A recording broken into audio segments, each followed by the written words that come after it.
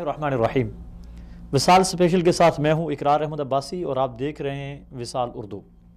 ناظرین محترم، حج اسلام کا 5واں رکن ہے اور عظیم ترین عبادت ہے۔ آقا صلی اللہ علیہ وسلم کا ارشاد ہے کہ حج مبرور کی جزا سوائے جنت کے اور کچھ بھی نہیں۔ حج ایک بہت بڑی عبادت ہے اور دنیا بھر سے لاکھوں کی تعداد میں مسلمانان عالم جمع ہو کر ایک ہی فریضے کو ایک ہی وقت میں ادا کرتے ہیں۔ یہ اتنا بڑا سسٹم ہے، یہ کس طرح آرگنائز ہوتا ہے اور تمام ممالک کے لوگ آتے ہیں بغیر کسی پریشانی کے حج کا فریضہ ادا کرتے ہیں اور تمام انتظامات اپنی جگہ پر ہو رہے ہوتے ہیں، کسی جگہ ہمیں انتظامی خرابی نظر نہیں آتی۔ جس طرح سعودی گورنمنٹ حرمین شریفین کی خدمت کر رہی ہے وہ اپنی مثال آپ ہے، اللہ تعالیٰ ان کو اس کی جزائے خیر نصیب فرمائے۔ حج ہر ملک کے لوگ یہاں آتے ہیں، خصوصاً مسلمان ممالک کے، اور ہمارے ملک پاکستان سے بہت بڑی تعداد میں حجاج اکرام حج کرنے کے لیے تشریف لاتے ہیں۔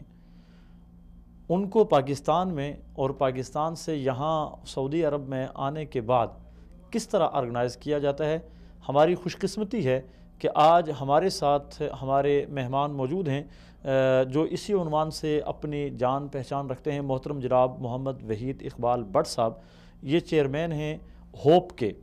یہ ہوپ کیا ہے، اس کا تعارف بھی یہ خود ہی ہمیں کروائیں گے۔ سب سے پہلے میں شکریہ ادا کروں گا محترم جناب محمد وحید اقبال بٹ صاحب آپ کا کہ آپ ہمارے اسٹوڈیو تشریف لائے، بہت شکریہ آپ کا۔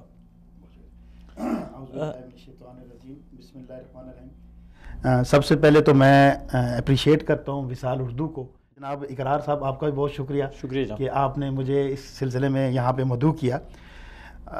ایسا ہے کہ ہماری جو آرگنائزیشن ہے اس کا نام ہے ہوپ، حج organisation of association of Pakistan. Pakistan میں دو قسم کے حجاج ہوتے ہیں، ایک پرائیویٹ سیکٹر اور ایک گورنمنٹ سیکٹر۔ یہ جو پرائیویٹ سے بلانگ کرتے ہیں؟ جی میں پرائیویٹ سے بلانگ کرتا ہوں۔ ہمارا ٹوٹل پاکستان کا جو کوٹا ہے وہ 179210 ہے، جس کا 50% ہمارے پاس ہوتا تھا، 50% گورنمنٹ کے پاس ہوتا تھا۔ 2012 ٹوٹل کوٹا کتنا ہے؟ 179210۔ یہ بیسیکلی تقریباً 1,80,000۔ او آئی سی کے مطابق مسلم آبادی کا 1% کوٹا دیا جاتا ہے ہر کنٹری کو جہاں پہ ان کی مسلم آبادی ہوتی ہے۔ ٹھیک ہے، تو اتفاق سے ہمارے ہاں کافی عرصے سے مردم شماری نہیں ہوئی تو یہ کوٹا اتنا ہی چلا آ رہا ہے۔ انشاءاللہ مجھے امید ہے کہ 2018 میں ہمارا کوٹا 22 کروڑ کے اعتبار سے 2,20,000 کا ہو جائے گا انشاءاللہ۔ 179210 ہمارا کوٹا ہے۔ 2012 تک 50% پرائیویٹ سیکٹر حجاج لے کے جاتے تھے اور 50% گورنمنٹ لے کے جاتی تھی۔ 89605 یہ ہمارا کوٹا ہوتا تھا اور اتنا ہی گورنمنٹ کا کوٹا ہوتا تھا۔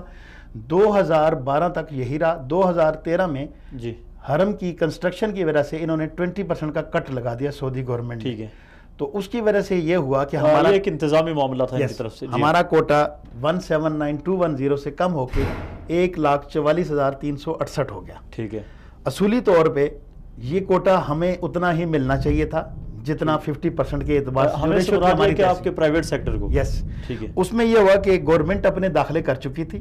ٹھیک ہے، مسلم لیگ نون کی نئی گورنمنٹ آئی تھی، اس سے پہلے پیپلز پارٹی کی گورنمنٹ تھی 2012 کے حج تک، یہ داخلے کر چکے تھے، ہم لوگ بھی اپنے انتظامات کر چکے تھے۔ پھر ہم نے وہاں پہ تھوڑا ایڈیٹیشن کیا کہ ہم نے حج ہی بک کر لیے، ہم نے عمارتیں لے لی ہیں، تو یہ آپ اگر 20% کا کٹ صرف پرائیویٹ سیکٹر پہ لگائیں گے تو یہ زیادتی ہوگی۔ پھر اس وقت جو پرائم منسٹر تھے نواز شریف صاحب، انہوں نے ایک بہت ہائی پاورڈ کمیٹی بنائی جس کو لیڈ کر رہے تھے جناب اسحاق ڈار صاحب، ان کے ساتھ تھے پرویز رشید صاحب سینیٹر، ان کے ساتھ سے سردار یوسف صاحب اور پیر امین الاسناد صاحب، اور ہمارے سیکٹری ہوتے تھے شاہد خان صاحب۔ انہوں نے پھر ہمارے ساتھ مذاکرات کیے اور پھر ہم نے وہاں پہ ایک قربانی دی اور ایک ایم او یو ہم نے سائن کیا، جس کا میرے ساتھ ایم او یو سائن ہوا تھا گورنمنٹ ورسز پرائیویٹ سیکٹر۔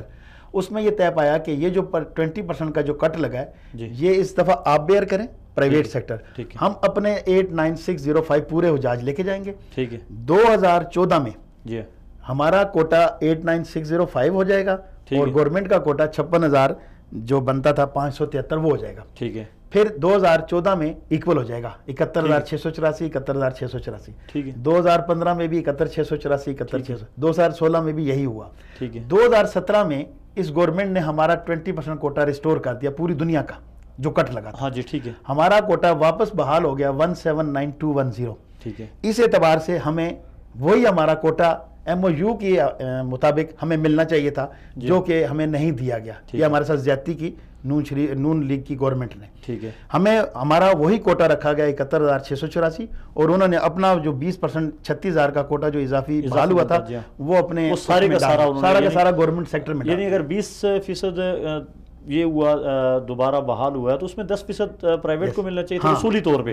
اور اس معاہدے کے تحت جو معاہدہ آپ کا ہوا تھا گورنمنٹ کے ساتھ تو 10% آپ کو ملنا چاہیے تھا اور 10% ملنا چاہیے ان کو جانا چاہیے تھا. وہ ایکول ہو جانا تھا. ٹھیک ہے. 89605. لیکن ہمارے ساتھ ایسا نہیں کیے گا. بامر مجبوری ہمیں کورٹ میں جانا پڑ گیا. جب ہم کورٹ میں چلے گئے تو اس میں پھر یہ ہوگا کہ ہمارا 60% ان کا ہو گیا اور 40% ہمارا ہو گیا. اس کو بحال کر دیا گیا 2017 کے حج کے لیے. ٹھیک ہے. اب انشاءاللہ نیکسٹ ایئر جب یہ کوٹا مزید ہمیں ملے گا تو پھر ہم ان سے بات کریں گے گورنمنٹ سے کہ لیکن آپ وٹ صاحب ایک چیز دیکھیے گا کہ جو سرکاری حج ہے اس میں لوگوں کے اخراجات بہت کم ہوتے ہیں اور اگر اس میں عوام کی سہولت دیکھی جائے تو میرا خیال یہ ہے کہ سرکاری میں عوام کے لیے سہولت زیادہ ہے اور پرائیویٹ کے لیے چونکہ ایک مہنگا ترین ایک ہوتا ہے. شاید آپ کو بھی سہولیات مہنگی ملتی ہوں گی. آپ مختلف حصوں میں بلکہ آپ یہ پہلے آرگنائزیشن کے حوالے سے بتا دیں کہ آپ کی آرگنائزیشن ہے کیا, اس کا کام کیا کیا, میں اس کے بعد جا کے آپ سے ہماری آرگنائزیشن کا مطلب سر یہ ہے کہ ایک تو سب سے پہلے کہ حجاج کو دیکھنا ہے ہم نے. ٹھیک ہے. حجاج کو فیسیلیٹیٹ کرنا ہے ہم نے. ٹھیک ہے. مختلف قسم کے لوگ ہوتے ہیں. بیسیکلی حج تو فرض ہے صاحب استطاعت پہ. جی ہاں. لیکن کچھ لوگ ایسے ہیں جو حیثیت نہیں رکھتے لیکن ان کو حج کا زیادہ شوق ہوتا ہے. جی بنسبت صاحب استطاعت کے عام بندے کو زیادہ شوق ہوتا ہے یہاں پہ آنے کا, حج کرنے کا. تو اس اعتبار سے جو لوگ صاحب حیثیت ہیں وہ ہم سے رجوع کرتے ہیں, ہمارے ساتھ آتے ہیں. ہمارے پاس مختلف کیٹیگریز ہوتی ہیں. اس سال ہم نے ایک بڑا زبردست ایک اچیومنٹ ہوئی ہے ہماری کہ ہم نے 14 پیکج دے دیے گورنمنٹ کو کہ ان 14 پیکج کے اندر رہ کے ہم اپنے پیکج ڈیزائن کریں گے اور حجاج کو بک کریں گے اور ان کی بیسک فیسلٹیز یہ ہوں گی. اس کے اوپر ہم نے کیا. اس میں سر یہ ہے کہ آپ جو بات کر رہے ہیں نا کہ ہمارا حج مہنگا ہے اور گورنمنٹ کا سستا ہے, آپ صرف جسٹ یہ موازنہ کر لیں کہ پاکستان میں جو منسٹری بیٹھی ہوئی ہے اس میں کتنے افراد ان کے ورکر ہیں, جدہ میں جو ان کا دفاتر قائم ہے, مکہ میں ان کا جو دفاتر قائم ہے, مدینہ شریف میں ان کے جو دفاتر قائم ہے, یہ سارا خرچہ کس پہ ڈالا جاتا ہے. اگر یہ سارا ایکول کیا جائے اور یہ حاجی پہ ڈالا جائے تو یہ 1,32,000 روپے بنتے ہیں. ٹھیک ہے. تو یہ کون پے کرتا ہے؟ یہ گورنمنٹ سارا سبسڈی دیتی ہے نا. یہ جتنے امپلائیز ہیں ان کے اوپر جو ایکسپینس آتا ہے وہ گورنمنٹ بیر کرتی ہے نا, وہ برداشت کرتی ہے. حاجی پہ نہیں ڈالا جاتا. حاجی کو ریلیف دیتے ہیں یہ. لیکن آپ یہ دیکھیں کہ آپ جب آتے ہیں یہاں پہ حج کرنے کے لیے تو بیسک آپ کا جو فوکس ہونا چاہیے وہ حرم کی عبادت ہونی چاہیے, نہ کہ آپ پہلے عزیزیہ 9 کلومیٹر دور حرم سے اپنی بلڈنگ سے نکلیں, ایک بس میں بیٹھیں جو آپ کو وہاں پہ اتار دے ٹنل پہ, پھر آپ دوسری بس پہ بیٹھ کے حرم کے نزدیک آئیں. آپ کو اگر حرم آنا ہے عزیزیہ سے تو آپ 10 دفعہ سوچیں گے کہ اگر میری طبیعت خراب ہوگی, مجھے کوئی حاجت ہوگی تو میں کیا کروں گا, مجھے نیند آ گئی تو میں کیا کروں گا, مجھے اسی ایکسرسائز کے مطابق واپس جانا ہوگا. اس کی نسبت ہم کیا کرتے ہیں سر, ہم ودن 0 میٹر سے لے کے 1000 میٹر تک 4 سٹار 3 سٹار 5 سٹار ہوٹل دیتے ہیں حاجی کو. اور دیتے ہیں ہم بالکل پیک آورز میں جب حاجی وہاں پہ رہتا ہے اور وہ فریکوینٹلی حرم آتا ہے, جاتا ہے, اپنی عبادت کرتا ہے. یہ سہولت گورنمنٹ کے حاجی کو میسر نہیں ہے. دوسری بات سر, ہم باقاعدہ ان کی ٹریننگ کرتے ہیں. ہمارا گروپ آرگنائزر اور اس کا سٹاف 24 گھنٹے حجاج کے ساتھ ہوتا ہے. انہیں کوئی بھی پرابلم ہو, کوئی مشکل ہو, ایٹ دی اسپاٹ ہم اس کو ریلیف دیتے ہیں.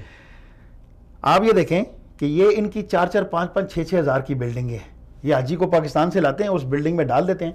اس کا کوئی پرسان حال نہیں ہوتا, اس کو کوئی پوچھنے والا نہیں ہوتا, کوئی ان کو بتانے والا نہیں ہوتا, کوئی گائیڈ نہیں ہوتا. ہمارے گروپ آرگنائزر یہ ہم پہ باؤنڈ ہے کہ آپ نے اپنے ساتھ ایک ڈاکٹر بھی لے کے جانا ہے اور ایک اپنا کسی مولانا صاحب کو لے کے جانا ہے جو لوگوں کو روزانہ تربیت دے 1 گھنٹے کی کلاس ہوتی ہے. اس چیز کی تو میں آپ کے ساتھ ایگری کرتا ہوں کہ ہمارے پاکستان سے جو حجاج اکرام اسپیشلی سرکاری کوٹے پہ آتے ہیں وہ منظم نہیں ہوتے, اس چیز کا خیال نہیں رکھا جاتا. باقی سہولیات کے حوالے سے ہم اپنے ٹی وی چینل پہ مختلف حجاج اکرام کو لیتے رہتے ہیں. آج تک تقریباً اگر ہم نے 100 بندوں کو لیا ہے تو اس میں 2 یا 3 لوگ ایسے ہوں گے جنہوں نے کچھ معاملات میں شکایت کی ہے, ورنہ اکثر جو ہے وہ انتظامات سے کم از کم خوش رہتے ہیں. پہلی بات تو میں سمجھتا ہوں یہ ہوتی ہے کہ وہ چونکہ ایک مقدس سفر پہ ہوتے ہیں تو وہ شکوے کا لفظ اپنی زبان پر لانا نہیں چاہتے. دوسرا, عزیزیہ سے اگر مکہ سے حرم پاک آتے ہیں تو وہاں پہ بھی ان کو بس کی سہولت ان کی گیٹ سے میسر ہے, ایسے ہی ٹھیک ہے. کچھ دقت ایک بس سے بسا اوقات, بعض ڈائریکٹ آتے ہیں, بعض ایک بس سے اتر کے دوسری بس پہ جب چڑھتے ہیں بوڑھے وغیرہ ہوتے ہیں وہ پریشان ہوتے ہیں, لیکن ان کا حل انہوں نے یہ نکالا ہوا کہ جی آپ ظہر میں آئیں اور عشاء پڑھ کے جائیں واپس.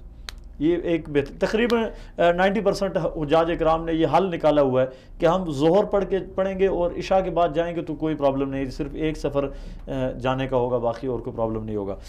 لیکن ایک چیز دیکھیں کہ بے شک آپ بہت اچھی سہولت دیتے ہیں, لیکن جس طرح آپ نے کہا کہ زیادہ تر استطاعت والے نہیں آتے.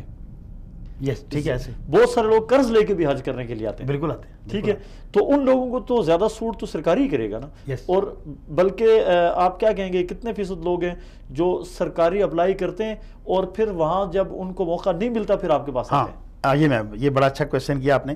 اس میں سر ایسا ہوتا ہے کہ ہمارے جنہوں نے ہمارے ساتھ بکنگ کرنی ہے, جنہوں نے ہمارے ساتھ حج کرنا ہے نا, وہ گورنمنٹ میں اپلائی نہیں کرتے. صحیح. گورنمنٹ میں وہ لوگ اپلائی کرتے ہیں, وہ چانس لیتے ہیں. جی ہاں, وہ چانس اس سینس میں لیتے ہیں کہ نام نکل آیا تو فابیا, نہ نکلا تو اگر ان کے پاس گنجائش ہوگی تو ہم ان کے پاس جائیں گے. ہمارا جو پیکیج شروع ہوتا ہے نا وہ شروع ہوتا ہے 3,80,000 روپے سے. ٹھیک ہے, ٹھیک ہوگا سر.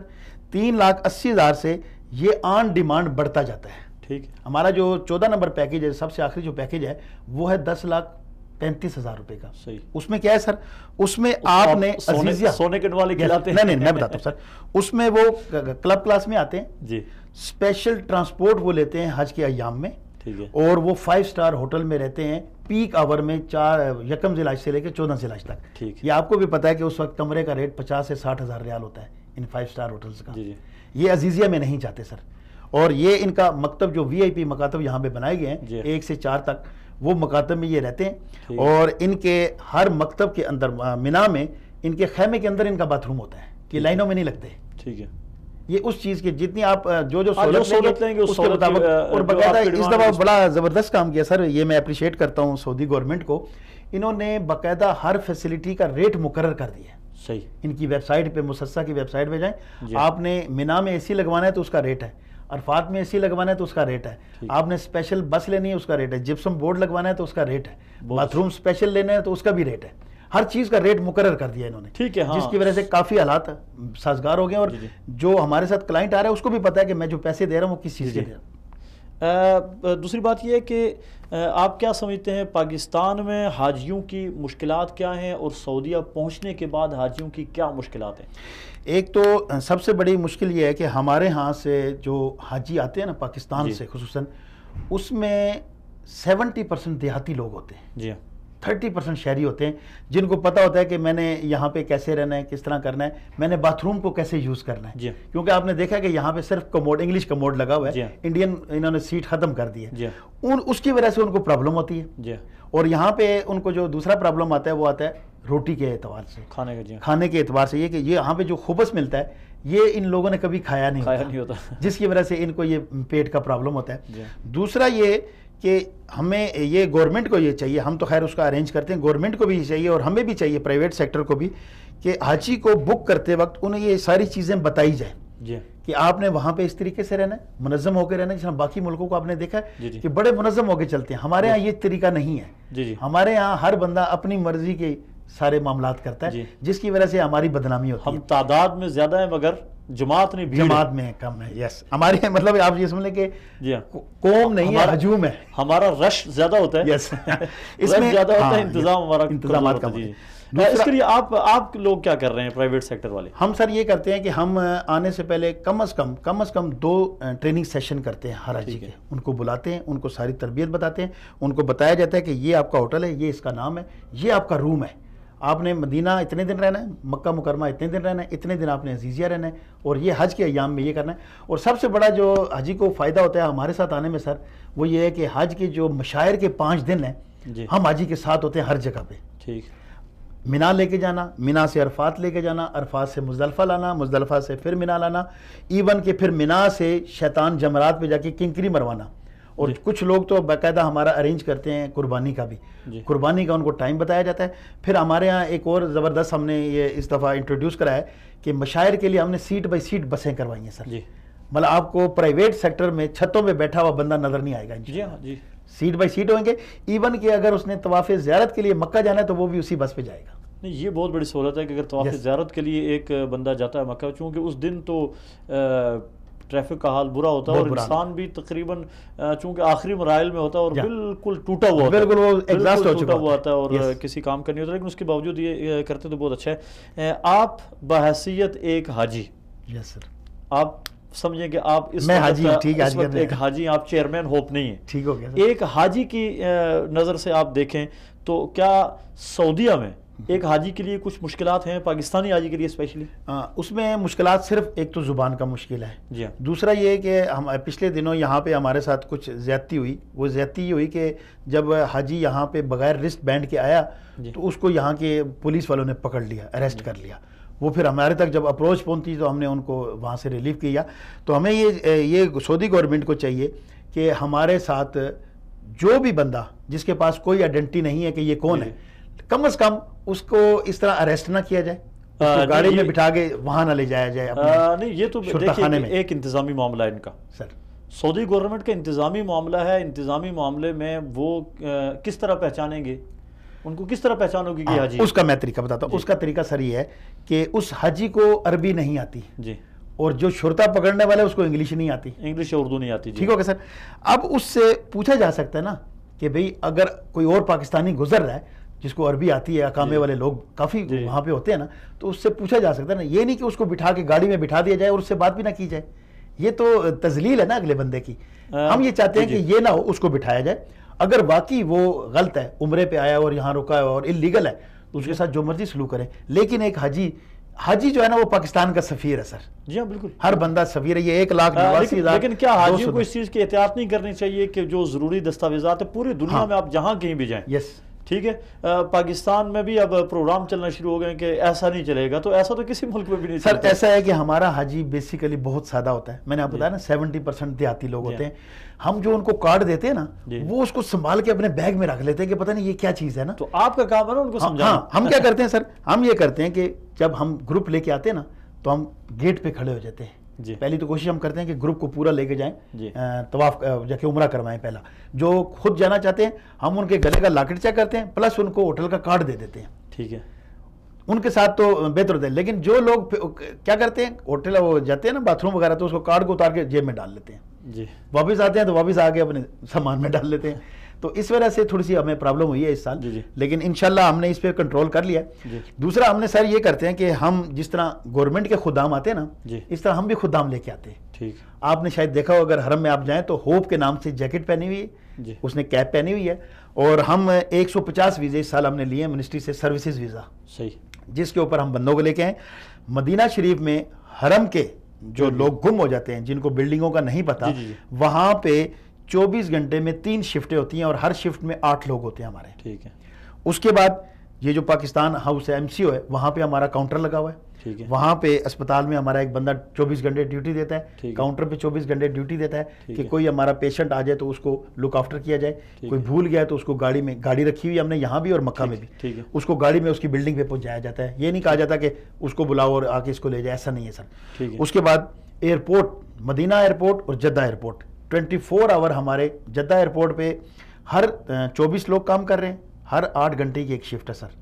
اور مدینہ ایئرپورٹ پہ ہر گھنٹے 12 گھنٹے کی 2 شفٹ ہیں جس میں 3 لوگ ہیں.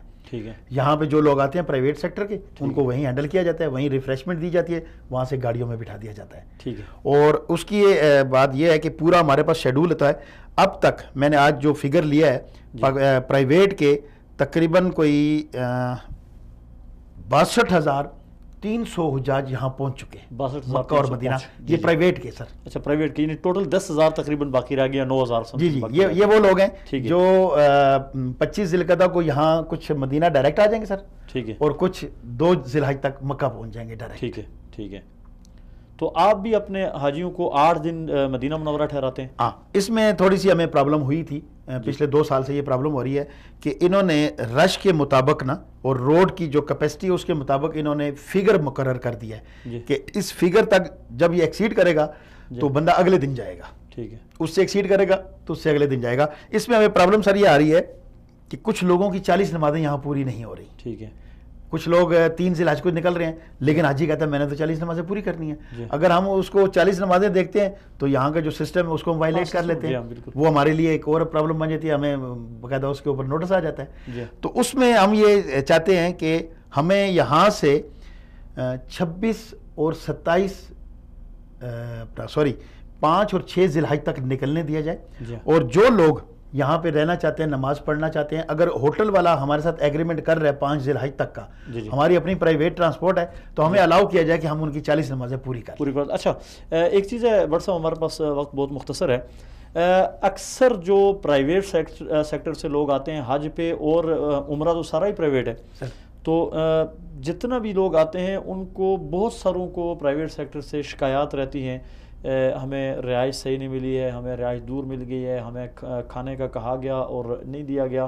ٹرانسپورٹ سے متعلق بہت زیادہ شکایت ہوتی ہے. تو آپ کیا سمجھتے ہیں کہ یہ شکایت کی بنیادی وجہ کیا ہو سکتی ہے؟ اس کا بڑا زبردست میکنزم ہے. ہماری منسٹری آف ریلیجیس افیئر کا سیکرٹری صاحب نے باقاعدہ ایک ٹیمیں بنائی ہوئی ہیں جس کو مانیٹرنگ ٹیم کہتے ہیں, اور اس کا ہیڈ ہے یہاں پہ جے ایس صاحب ہے, ضمیر صاحب, وہ اس کو ایڈ کرتے ہیں.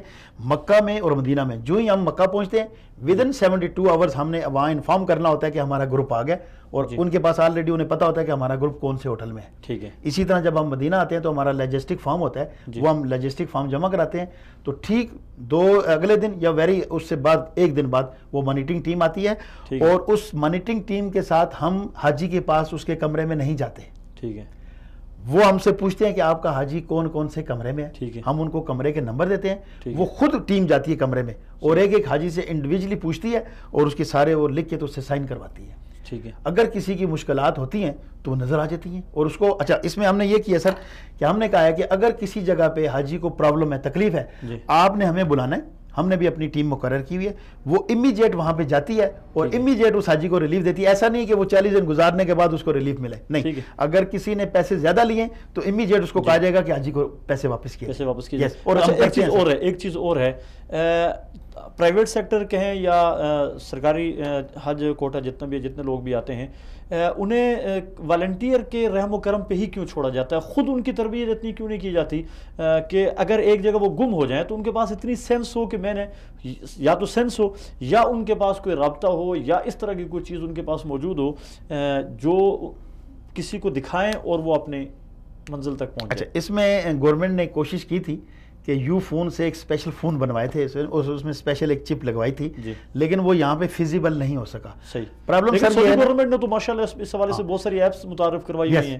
اس میں سر پرابلم یہ ہے کہ جب تک اس کے پاس نیٹ کی سہولت نہیں ہوگی نا, آپ اس کو لوکیٹ نہیں کر سکتے. دیکھیں نیٹ تو آج کی بات ہے نا, اور آج کا سلسلہ تو 1400 سال سے چل رہا ہے, اور جب سے چل رہا ہے مشکلات اس وقت سے ہیں, اور ہر زمانے میں آنے والے زمانے میں اس میں سہولت ہونی چاہیے, بہتر سے بہتر سہولت چاہیے. یعنی آج سے اگر ہم 100 سال پہلے سوچیں تو ہندوستان پاکستان سے حج کے لیے 1 کروڑ میں سے 1 بندہ سوچتا تھا, آج 1 کروڑ میں سے 1 لاکھ آنے کے لیے تیار. یس, ایسے ہی. ہم نے ایک اور سر کام بڑا زبردست کیا, وہ یہ کیا کہ ہمارے ساتھ جتنے حجاج آتے ہیں نا, جب وہ سم لے لیتے ہیں نا تو ہم اس کو کہتے ہیں کہ نیٹ کی سم لینی ہے, آپ نے نیٹ کا پیکیج ضرور لینا ہے. جب وہ نیٹ کا پیکیج لیتے ہیں نا تو ہم ایک واٹس ایپ کا گروپ بنا دیتے ہیں, حج 2017, تمام حجاج اس میں آ جاتے ہیں. کسی کو کوئی تکلیف ہوتی ہے تو وہ اس گروپ میں اپنی تکلیف بیان کرتے ہیں. تو بہتر نہیں ہوتا کہ اگر ان کے آپ کے ہوٹل فکس ہوتے ہیں نا؟ جی فکس ہوتے ہیں. ایک حاجی جب پاکستان سے چلتا ہے اسے اس بات کا علم ہوتا ہے میں نے کون کون سے ہوٹل میں قیام کرنا ہے, تو وہاں سے اگر ان کو کوئی رابطہ نمبر اور ایسا کارڈ کوئی دے دیا جائے کہ خدا نخواستہ گمشدگی کی صورت میں آپ کسی کو بھی دکھائیں گے. ضروری نہیں کہ وہ حج والنٹیئر والے اسے خود ڈھونڈ لیں, رضاکار اسے ڈھونڈ لیں, یا وہ خود رضاکاروں کو ڈھونڈ لیں. اب مدینہ منورہ جس طرح آپ نے کہا کہ جی 3 شفٹوں میں 8 لوگ ڈیوٹی کرتے ہیں, اب 8 لوگ کہاں ڈیوٹی کریں گے؟ اتنا بڑا ٹھیک ہے, آپ کے پاس اچھے پوائنٹ ہوں گے, اب میں نے خود دیکھے اپنی آنکھوں سے, آپ کے پاس اچھے پوائنٹ ہوں گے, لیکن 8 آدمی کافی نہیں ہے. ٹھیک ہے, ناکافی ہیں. گم ہونے والا صرف حرم میں نہیں گم ہوا. 8 لوگ ہماری طرف سے نا سر. ایک چیز آپ نے دیکھی ہوگی کہ گم ہونے والے اکثر پہلے جو بوڑھے لوگ ہوتے ہیں وہ خود تلاش کرنے کی کوشش کرتے ہیں, اور اپنی تلاش میں بس اوقات 2-3 کلومیٹر دور نکل جاتے ہیں. وہاں تو آپ کے پاس اگر آپ نے 8 کے بجائے 100 جتنے مرضی بندے کھڑے کر لیں وہ نہیں ہو سکے گا, وہ ان بیچاروں تک نہیں پہنچ سکتے. تو بہتر نہیں ہے کہ ان کے لیے کوئی ایسی چیز آئندہ اگر آپ اس میں مسئلہ یہ کہ جو گلے کا لاکٹ ہے ہمارا, اس گلے کے لاکٹ پہ جو HU ہے اس کا نمبر ہوتا ہے سعودیہ کا, جو اس کا نمائندہ ہے اس کا نمبر ہوتا ہے. 2 نمبر مسٹ ہیں اس کے اوپر. آپ کو اگر میں یہاں پہ کسی کے پاس ہوا تو میں آپ کو دکھاؤں گا کہ یہ لاکٹ اگر اس نے پہنا ہے تو پھر وہ انشاءاللہ گمے گا نہیں سر, اور نہ ہی کہیں دور جائے گا. یہ پکی بات ہے اگر اس نے لاکٹ پہنا ہے تو. اگر لاکٹ نہیں پہنا تو پھر اس کا تو کچھ نہیں کیا جا سکتا. نہیں کیا جا سکتا ہے, اس پہ آپ حل تلاش کریں. مثال کے طور پہ سر ہم یہ کہتے ہیں میڈیا کے اوپر, یہ ہمارا بندہ ہے, اس نے یہ یونیفارم پہنا ہے, یہ گورنمنٹ کا بندہ ہے, اس نے یہ یونیفارم پہنا ہے. آپ گم ہو گئے نا, آپ اس کے پاس چلے جائیں. مجھے خود تجربہ ہوا, ایک گمشدہ خاتون ملی ہے, اس کے پاس کچھ بھی نہیں ہے, نہ اس کے پاس ہوٹل کا کارڈ ہے, نہ اس کے پاس گلے میں لٹکانے والا کارڈ ہے, نہ اس کے پاس کسی کا نمبر ہے. اب اس خاتون کو کہاں ہم پہنچائیں؟ اس کو آپ پہنچائیں گے MCO پاکستان ہاؤس میں, اگر وہ پاکستان کی ہے تو وہاں پہنچائیں گے. وہاں پہ ہمارا بندہ بھی پورا ڈیٹا لے کے بیٹھا ہوا ہے, گورنمنٹ کا بندہ بھی پورا ڈیٹا لے کے بیٹھا. بہت اچھے, بہت خوب.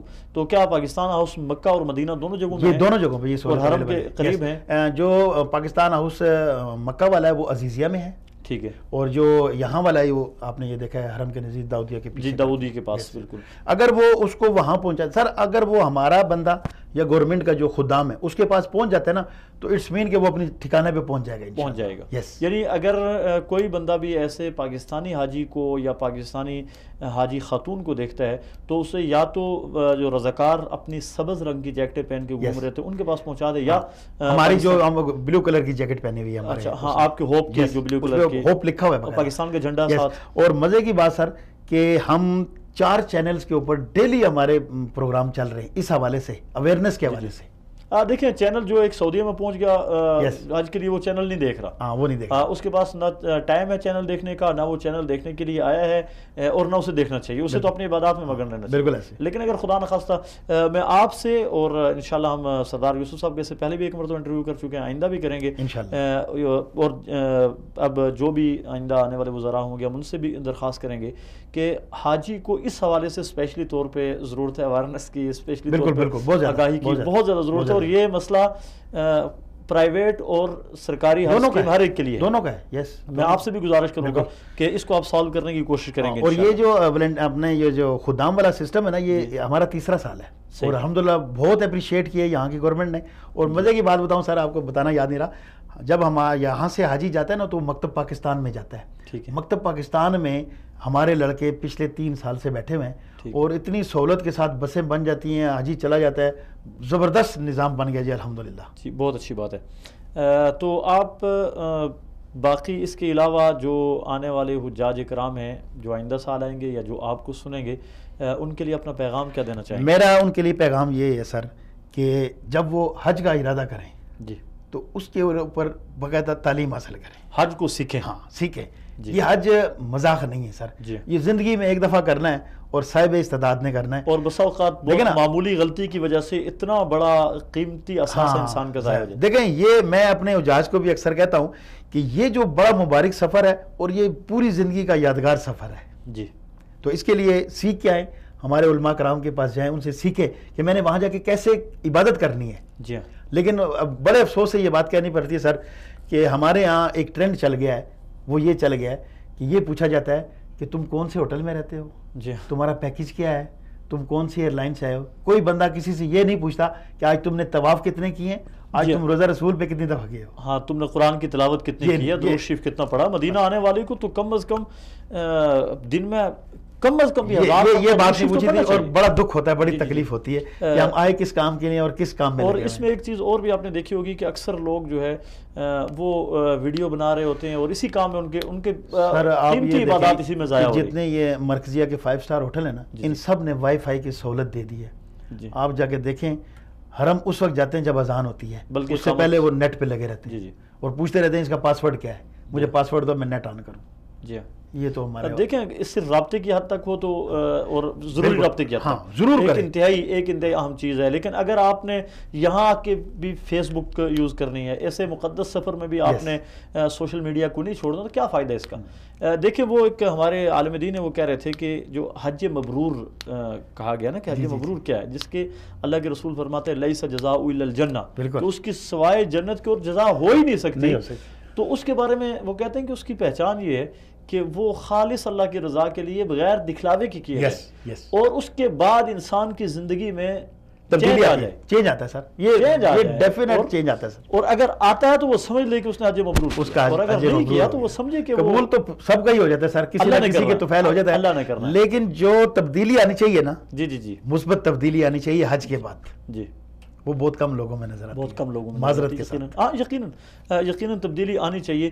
اس کے لیے تعلیم و تربیت، جس طرح آپ نے کہا کہ لوگوں کو جا کے سیکھنا چاہیے، میں آپ سے بھی گزارش کروں گا اور سرکاری حج پہ بھیجنے والے جتنے بھی انتظامیہ ان سے بھی گزارش کروں گا کہ اپنے طور پہ آپ جس قدر زیادہ سے زیادہ اہتمام ممکن ہو سکے ان کو سکھائیں. سر جی اویئرنیس کے حوالے سے حاجی ٹائم ہی نہیں دیتا.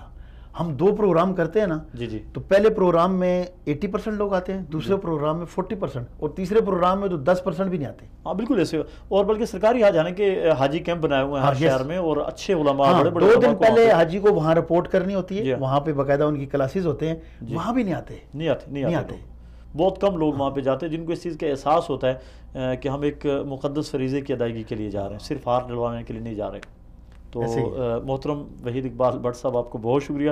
خوشی ہوئی آج آپ سے باتیں کر کے، اور بہت ساری معلومات آپ سے ملی. آپ کا بہت شکریہ. بہت شکریہ، تھینک یو سو مچ. شکریہ جی.